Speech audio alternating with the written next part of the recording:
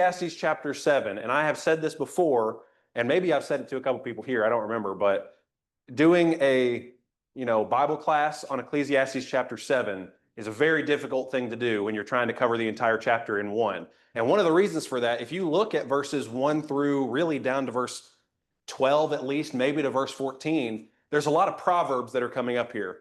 And so if with the proverbs, we could spend a lot of time on just one singular proverb and spend the entire time talking about that one proverb. And so we're going to try to get through all of chapter 7 today and not just these individual proverbs. And so in that way, it can be really difficult to cover all of them. And we're going to cover a lot of different things. And so before we actually get into chapter 7, I do want to be reminded about chapter 6, verse 12, because I think chapter 6, verse 12 is almost a topic question or topic sentence and idea that leads us into chapter 7. So let's be reminded of chapter 6, verse 12, please. Verse 12.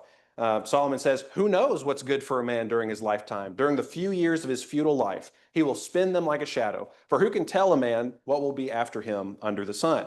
And so the question is, who knows what's good for man during his life?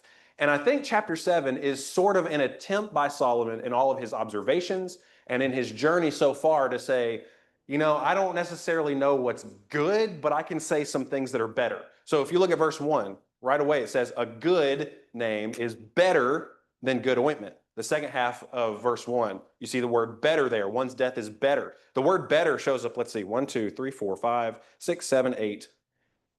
8 times in the first few verses. The word good shows up 1, 2, 3, 4 times in this chapter. And there's another word that I honestly can't remember right now. And my marking system is red for those words and I don't see it. But these words show up in chapter 7. So he's just asked the question, who knows what's good? And so it seems like he's going to give some proverbs and some wisdom about, well, maybe I don't know what exactly is good, but here's some things that are good, some things that are better than other things, and just some suggestions for things that are good. So before we dive in, are there any thoughts or comments before we dive into chapter 7? All right. Well, let's do it. So let's start with verse 1. Again, verses 1 through 12 read like Proverbs. So we're going to break them down kind of like Proverbs. So these are suggestions for what is good or better in life. So verse 1, a good name is better than a good ointment, and the day of one's death is better than the day of one's birth. So with verse 1, I'm confident that many in the room have had this referenced in a specific style of sermon or Bible class or lesson or Bible study. What are we talking about in verse 1? Yeah, we're talking about reputation. And so we have so many passages where Solomon has been saying, these things are vanity, these things are futile, these things are fleeting and they don't have any meaning. And then he asks the question, who knows what's good for a man during the short years of his life? And he's saying, well, I know one thing, a good reputation is a lot better than having a bad reputation. And, it's really funny to me because he spent so much time really just lambasting, however you say that word, life under the sun. But he does say a good reputation is a lot better than having a bad reputation. And what's interesting here, he says it's better than a good ointment. And ointment was used for several different purposes in the ancient world. One of the things was it was a preservative, just like we use it today, preservative for skin or some kind of thing like that. But also it was an aroma. It was a smell. When you walked by and somebody had their ointment on, you could smell it on them. It was sort of a fragrant aroma and you knew that they had it on them. And so Solomon is likening this to a reputation. It's kind of like, we do this in local congregations too. Somebody's visiting with us and they say, oh, I'm so-and-so's boy. And you're like, oh, you're that guy. Okay, well, that's great. It's almost like an aroma is coming off of them. And then sadly, this happens in local congregations too, doesn't it? Somebody says, oh, I'm so-and-so's boy. And we're like, maybe that's not such a great aroma. And maybe we're wrong for doing that, by the way, but it's life under the sun. We do that. And so he's saying a good reputation is better than ointment. It's better than just an aroma, but he's likening it to that. Any other thoughts on reputation here? Okay. What about this second part of verse 1? What do you think about this, especially thinking about Solomon's journey up to this point and the things he's exploring?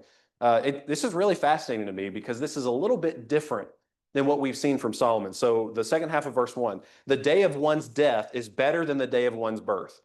So just to remind us what Solomon has said up to this point, he has already said it's better to be a miscarriage. It's better to be someone who's never been born It's better to be a stillborn than to observe oppression, than to go through all the labors of life under the sun. And again, he says it about oppression again. We just read that in chapter 4 and then a little bit in chapter 5. So what's different? What's going on here in chapter 7? Because now he's saying the day of your death is better than the day of one's birth, but he doesn't relate it to miscarriage or stillborn or never being born. What do you think? What do we think's going on here? Relating it to reputation? Yeah, how so? What do you think is going on there? He just said reputation is better than good life. When a person dies, we know how they lived their life. Mm-hmm. When a person's born, we don't know how. Yeah, I think you're exactly right. Do you have more on that? I didn't want to cut you off. Okay. About if somebody passes away and they have a good reputation, that there's something that lasts there. And when you think about that, that's a little bit different than what we've seen in Ecclesiastes 2, isn't it?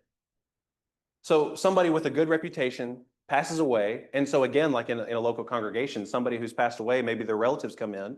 We say, oh, you're related to them? Oh, they were such a good person. You know, we love that person, whatever. That's something that lasts even beyond that person's death.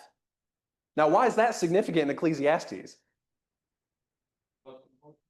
Yeah, it's important in life. And especially you think about everything we've seen up to Ecclesiastes. How many times has Solomon said, you're just going to die. Everything you do isn't going to be worth it. No one's going to remember you in such and such many years. Everything you do is futile, fleeting, doesn't matter.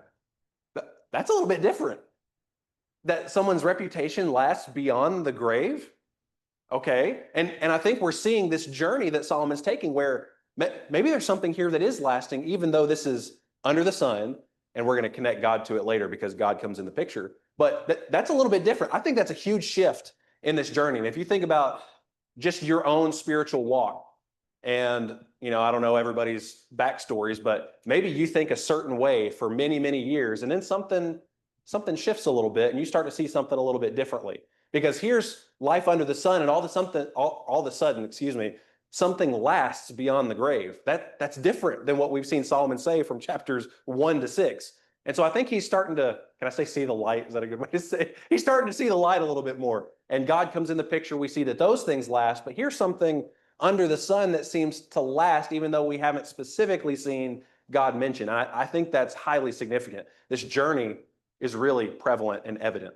Any other thoughts on verse 1 or any of that? Yes, sir. I think if this is Solomon, it is.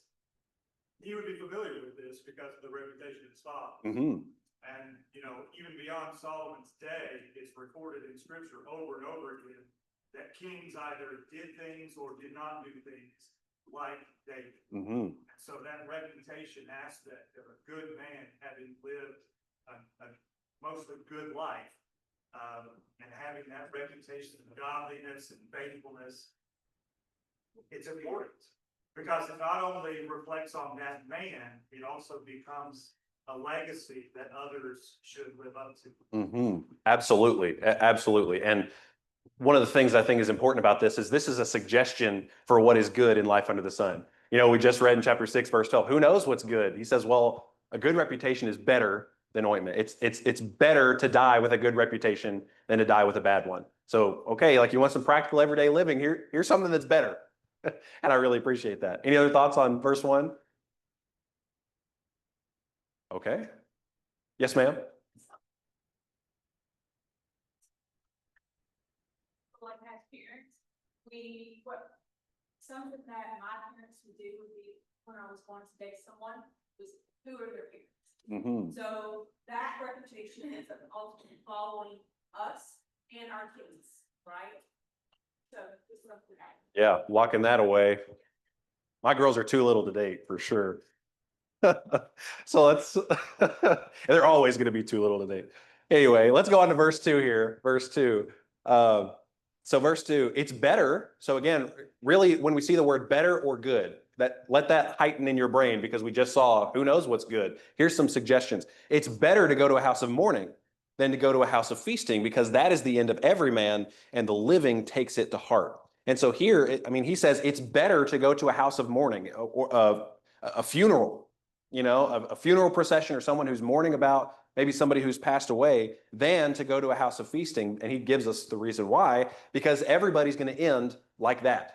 Everybody will face that, and the living takes it to heart. And I just, when I was thinking about this, anybody who has ever preached a funeral, you know that when people are at a funeral and you're preaching that funeral or you're talking about whatever it is at that funeral, people listen to that in a completely different way than a sermon on a Sunday. Maybe we shouldn't. There's a little point, but that's just kind of the nature of who we are. When you see, okay, that's my end that I am going to face.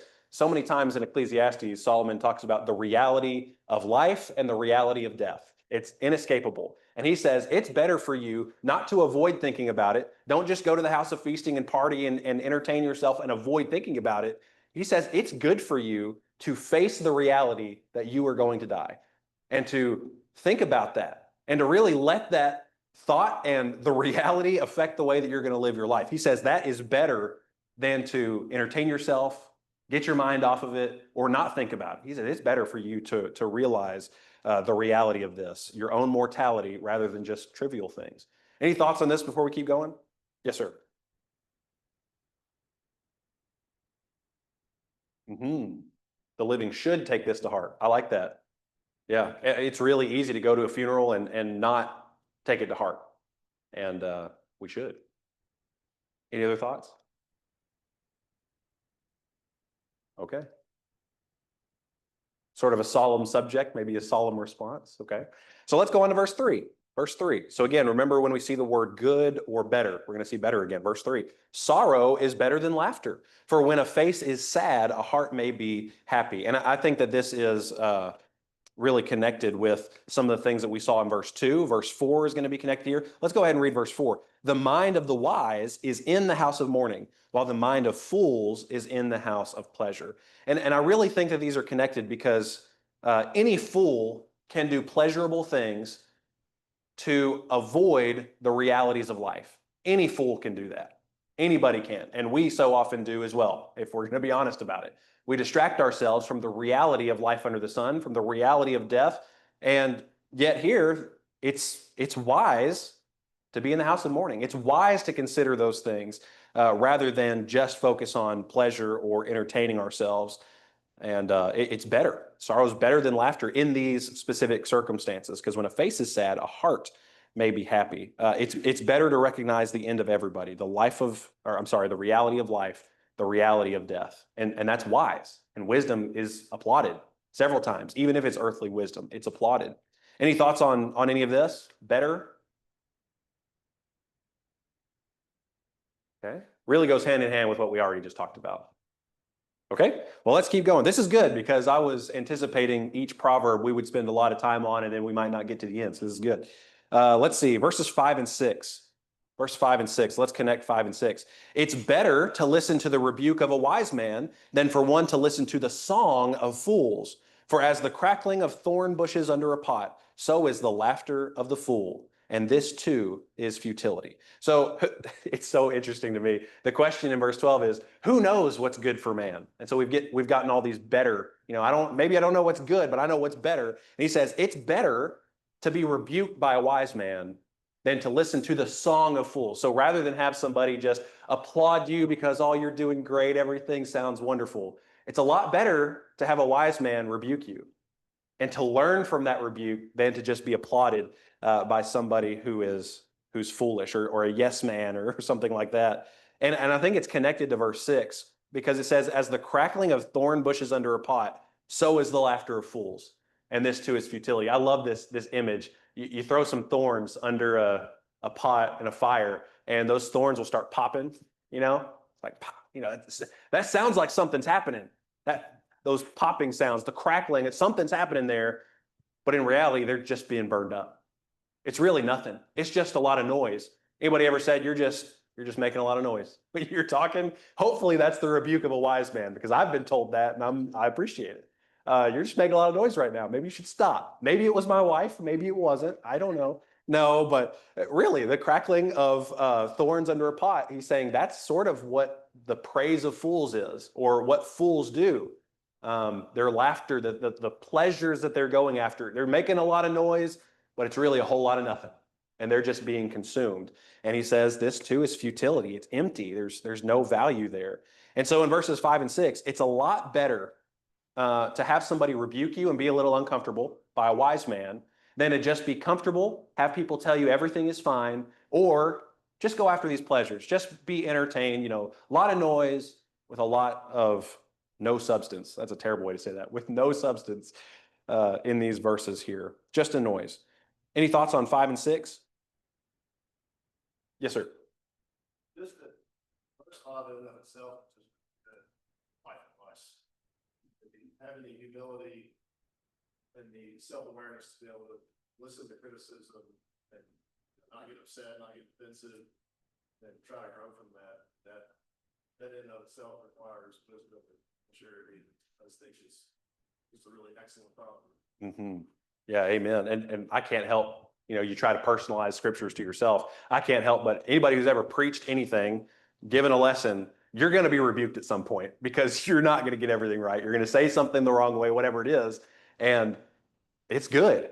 That means that somebody cares enough about you to let you know, hey, maybe we should tweak this. Maybe we should adjust this. Maybe you shouldn't say it like that. Sometimes that's the biggest one right there. So yeah, absolutely. And to have the humility to do that. Yes, ma'am. Proverbs says, "Don't rebuke a fool."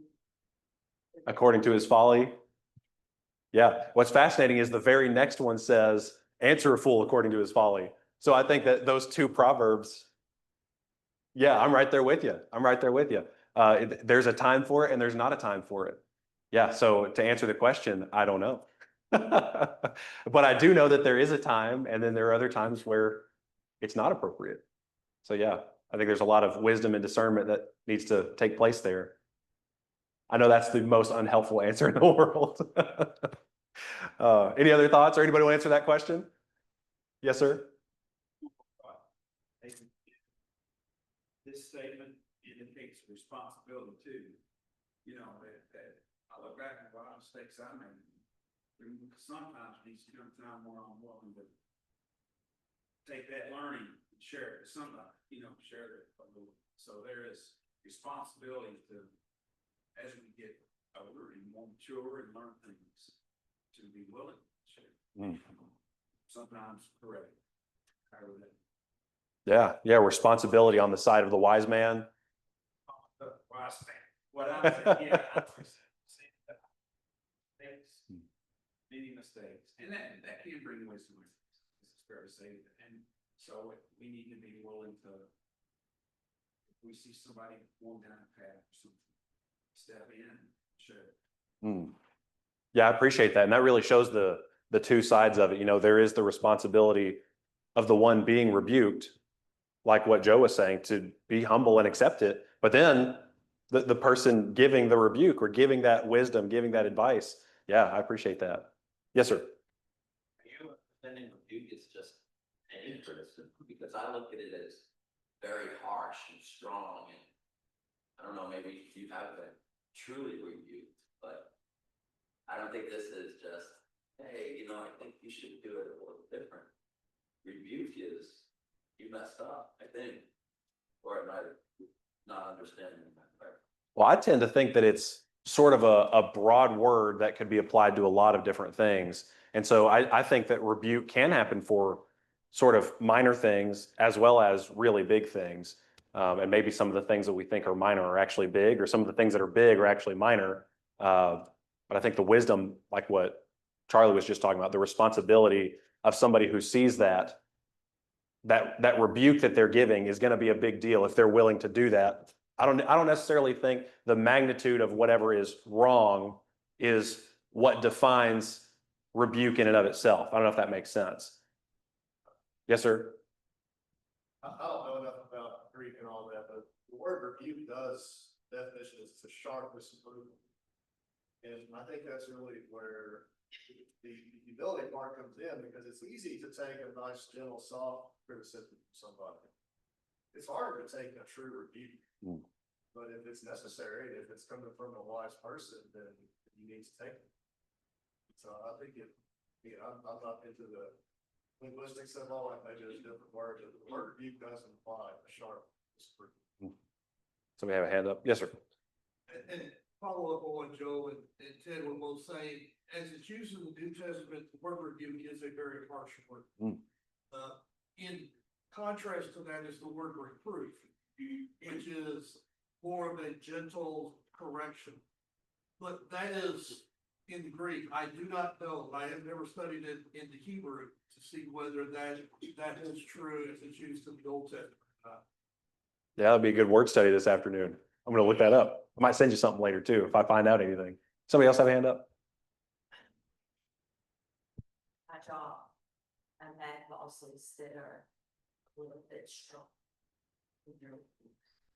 And told me things that, you should do that a little different. And it was hurtful at the time, but I still remember it 30 years later. I remember when my boss told me I had to do X, Y, and Z, and I still remember. And so I think that applies to this verse. And sometimes we need to be sharp. When you've done something that is not right, because you remember it more. Not that everybody needs to yell at everybody, but I don't know if it makes sense, but that applies. Yeah, that makes perfect sense. What Lisa's saying is she can remember times in her life where a sharp rebuke, a sharp disagreement, or whatever it was, her bosses approached her, and she still remembers that.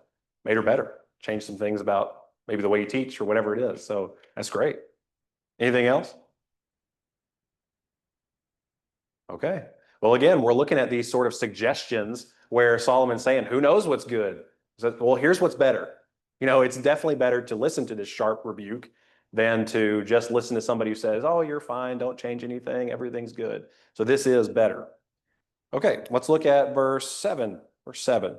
Oppression makes a wise man mad, and a bribe corrupts the heart. It's so fascinating to me, the order of these sometimes. I don't want to get too much in this because we don't know why this order is the way that it is. But he says, for oppression makes a wise man mad, and a bribe corrupts the heart. And so some people connect that up with verse 6, talking about how the laughter of fools, maybe they're doing things that cause oppression just for weird, pleasurable reasons or just to be foolish, whatever it is.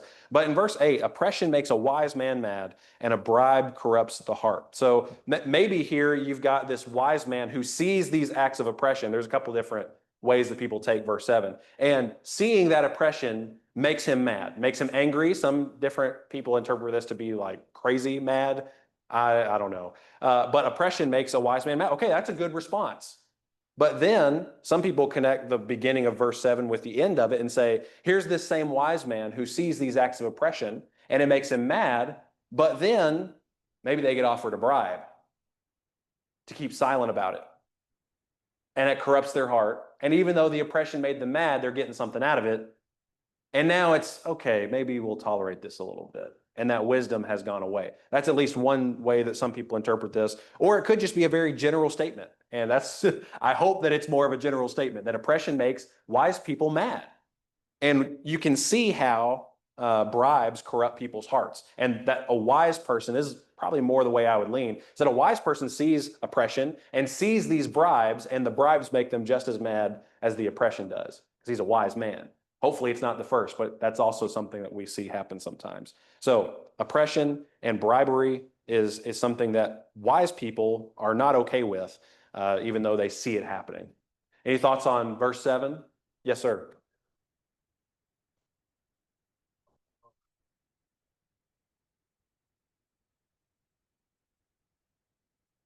Revelation 7 reads, extortion turned a wise person into a fool, and Yeah. pride corrupts the heart. Yeah.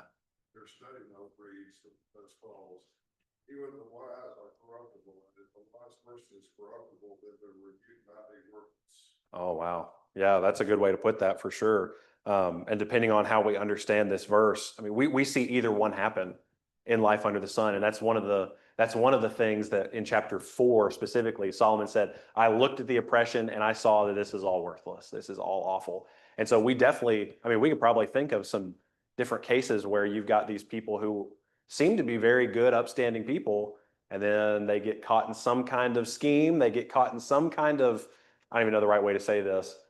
They get caught in something. And it's because they've been bribed, they've been tempted, they've let this power get to their head, and we see that stuff happen. So yeah, absolutely. Any other thoughts on this verse? Okay, well, let's keep going.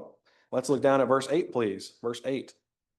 The end of a matter is better than its beginning. Patience of spirit is better than haughtiness of spirit. So here in verse 8, we see better shows up twice. And again, this is another one where there's differing views on exactly what's being talked about, just like in almost all of these proverbs here. But it seems like in one way, this could both be talking about arguments. You know, when there's arguments, when there's disagreements, maybe somebody needs to be rebuked, whatever it is, there's an argument taking place here. And Solomon says the end of a matter is better than its beginning. So like, let's rush.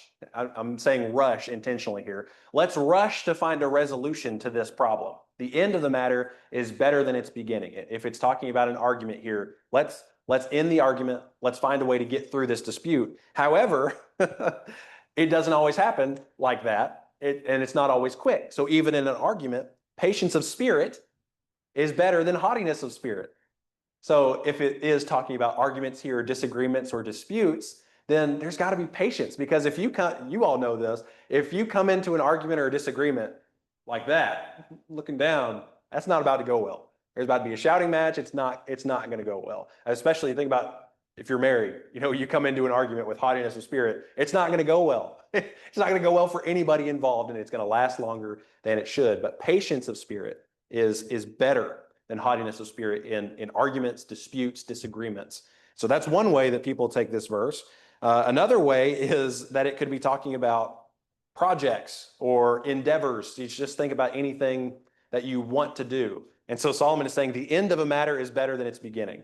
And so if this is the way that he means this, then it's really easy to start projects. It's really easy to start on a specific journey, and it's not as easy to end it, to get to the goal that you're shooting for. I'm sure a lot of us can relate to that. I don't know, this is a lame example, but I'm going to build a shed this summer in my backyard. It's really easy to start that project, and I'm going to go buy the lumber. I'm going to go buy all this stuff. I'm going to get going. And then 3 summers later, and your wife is still unhappy with you because that wood is taking up space in the garage. It's harder to get to the end of that endeavor than it is the beginning. And so the wisdom of the second half of verse 8 would be patience of spirit is better than haughtiness of spirit. Another way could be like, count the cost. Maybe you really methodically think through this. How are you going to approach this? Be patient and not haughty to think that, oh, I'm going to make this thing happen like that. I'm going to have patience of spirit. Okay, any thoughts on either way that I've seen these translated or interpreted? Verse 8.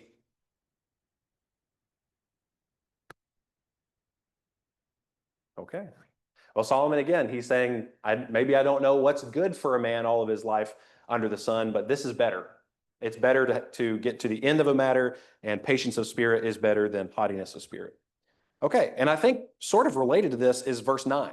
Verse 9. If verse 8 is talking about arguments and disagreement and disputes, then that works really nicely with verse 9. So verse 9, do not be eager in your heart to be angry, for anger resides in the bosom of fools. So don't be eager in your heart to be angry. Different translations will say hasty in your spirit, which is one of the reasons why this is connected with verse 8 a lot of the times. Patience of spirit connected with hasty in spirit. So don't be hasty in your spirit. Don't be eager in your heart to be angry, for anger resides in the bosom of fools. Don't be hot-headed. That's fool's business. And if we're talking about arguments in the previous verse, then if you're hot-headed in an argument, you're probably going to lose the argument logically, because that's just what happens when your emotions get involved. And then usually it turns into name-calling or abusive speech being used, and it's just not, it's fool's business, is what Solomon is saying. Any thoughts on that verse? Yes, sir. This illustrates a really important point that I think escapes a lot of people, escaped me for a long time. Anger is a choice. We'll often hear people make the comment, somebody made me mad. No, they didn't. They did something you chose to become mad about. And this is illustrating this idea of don't be eager to be angry.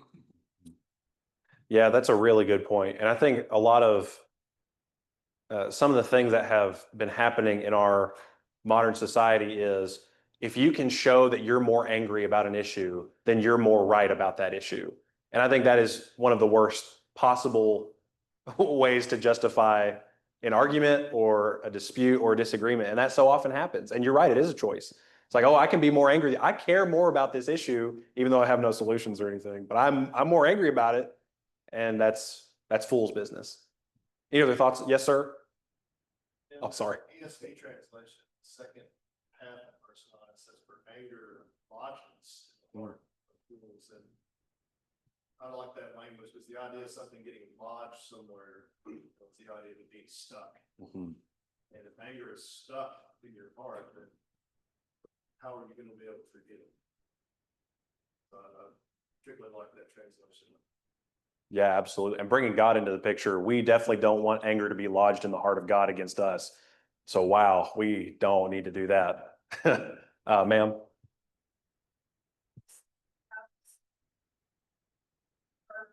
You don't like to be called a fool. The next time you find yourself getting angry, if you'll allow that word to your mind, it will help you to calm down. Who wants to be called a fool, right? I don't want to be called a fool. There's been plenty of times I've had to. But, you know, just adding that, keep your mind and your heart. Well, you know, ultimately helping you. Yeah, I think that's a great point too. And because these are Proverbs, they're a lot like the book of Proverbs, and so many of them are about wisdom and folly. And we see so many statements like the fool says, or the fool does, or it is dumb to ... And if I could just say, I'm acting a fool right now and stop myself, that'd probably help me out a lot. Somebody else had, yes, sir.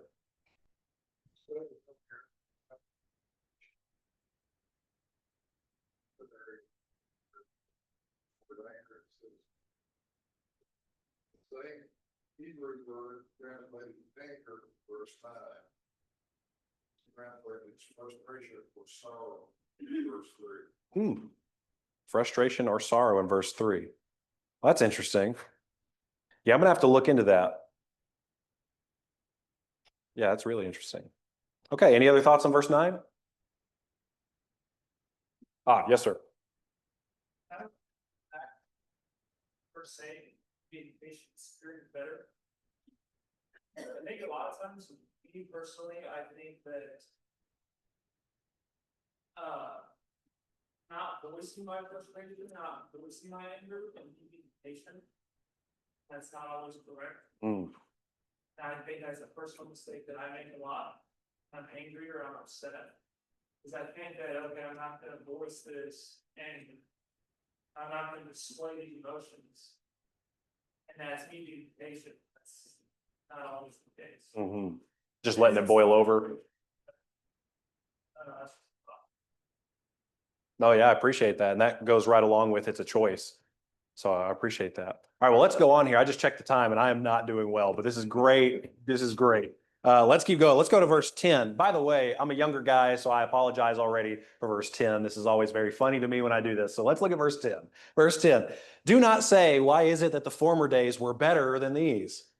For it is not from wisdom that you ask about this. Do not shoot the messenger on this. This is the wisdom of Solomon. He's been saying what is better, what is good. Here's some suggestions. And he says, don't say, why is it that the former days were better than these? What might be a different way we would say that? The good old days. Let's go. I knew somebody was going to be ready for that one. And he says, it's not from wisdom that you ask about this. And I really think that this is just very similar to what we see the Israelites do. We tend to look on the past with rosy glasses, and we forget about a lot of other things that were involved maybe in the past. You know, the Israelites were saying, oh, we just need to go back to Egypt. Things were so good. We had meat, we had these vegetables, and you're slaves. That's not at all the reality of that situation. And Solomon says it's not from wisdom that you ask this. I have a quote from one of my buddies, and he is a lot smarter than me. He said, we magnify the past at the expense of the present, which gives up the future. I was like, wow, writing that one down. We magnify the past at the expense of the present, and we give up the future. I thought that was pretty good. Yes, sir. 84 of That's not from wisdom that you say that.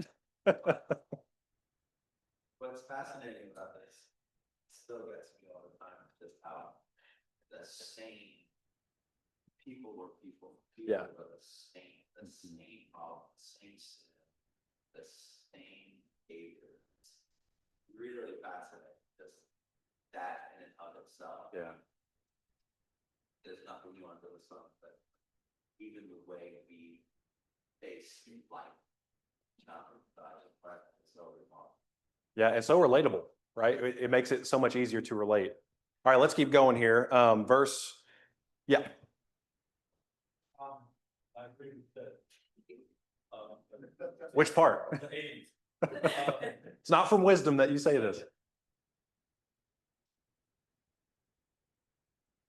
I think that when we say that, we are many times focusing on the specific thing.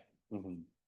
There's, whether it's cars or things that say or do or actions or whatever. You focus in on that, and that's where the good old days. Solomon, where he said, there's nothing new under the sun, except a broad picture. Well, okay, well, there is a difference, but there really, in the broad sense, is a Mhm. difference. Okay, it's just a different version of what it looked like. Mhm. And that's what. Yeah, I appreciate that. That it's just a different version of what's already been done. Yeah, for sure. All right, let's keep going here. Verses 11 and 12. Wisdom along with inheritance is good. So the question was, who knows what's good? He says wisdom along with an inheritance is good. That's big. An advantage to those who see the sun. Wisdom is protection just as money is protection. But the advantage of knowledge is that wisdom preserves the lives of its possessors. So here we do see that wisdom is good. He says it's protection like money's protection, but wisdom is better than money here. And just like the book of Proverbs, wisdom versus folly. And we got to move a little faster because I'm being terrible. Wisdom is better than folly. And where does wisdom truly come from? Even in this, we're going to see God come in the picture right after saying wisdom's better, because ultimately wisdom comes from God. Even if we don't want to acknowledge it, and there's plenty of people in our world, and I have not acknowledged it in the past, but wisdom ultimately comes from God. And so let's look at verses 13 and 14, because this is right on the heels of that. Consider the work of God, for who is able to straighten what he has bent? In the day of prosperity, be happy, but in the day of adversity, consider God has made the one as well as the other, so that man will not discover anything that will be after him. So this is a huge contrast, a huge contrast. A contrast to the fleeting and changing nature of life under the sun that's repetitive and cyclical, and same thing, different day, different people, same thing. It's cyclical, all that stuff. But you look at God, and he says, it's really a throwback to chapter 1, verse 15. Do you remember in chapter 1 where Solomon in the prologue says, there are things that are bent and you just can't make them straight. There are things that are lacking and you can't count them. But look at this. Not God. Look at this. He says, who's able to straighten what he has bent?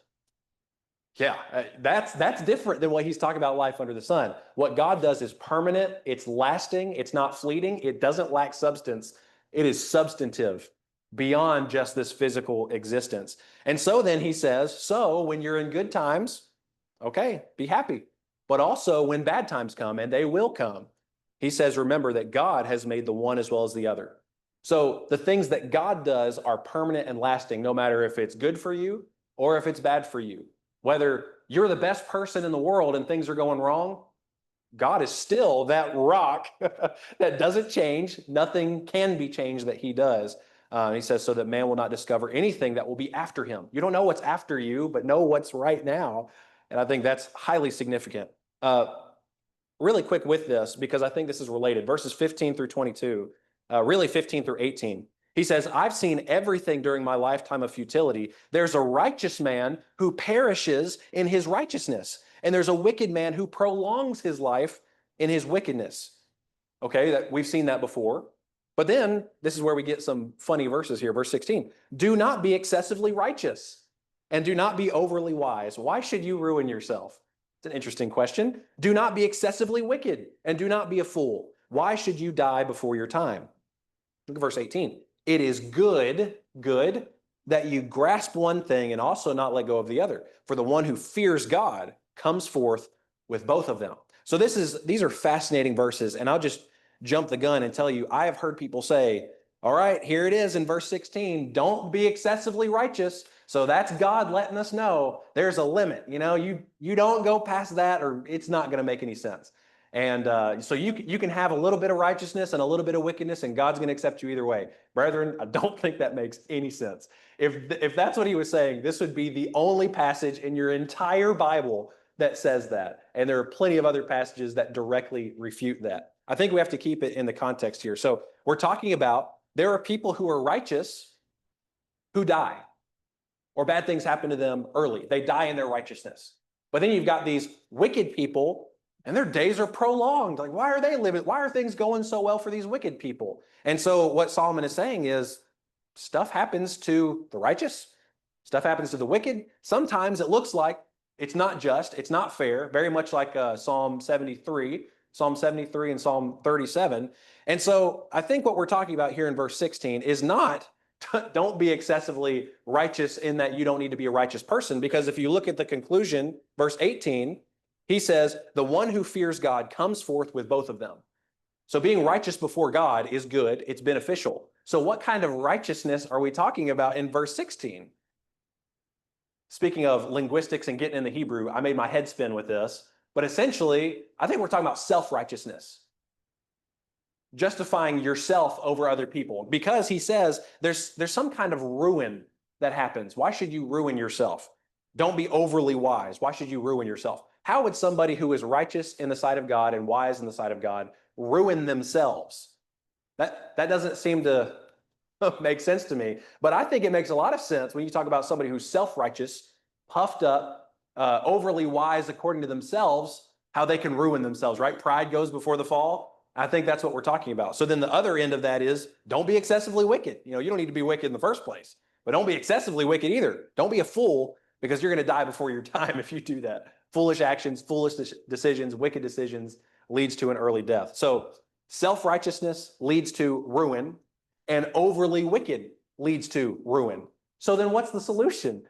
In verse 18, he says, it's good that you grasp one thing and also not let go of the other. So you don't be self-righteous, you don't be wicked, but you fear God and you come forth with both of them. Fear God, you come forth with both of them. Really quickly, any thoughts on that before we keep going? Yes, sir.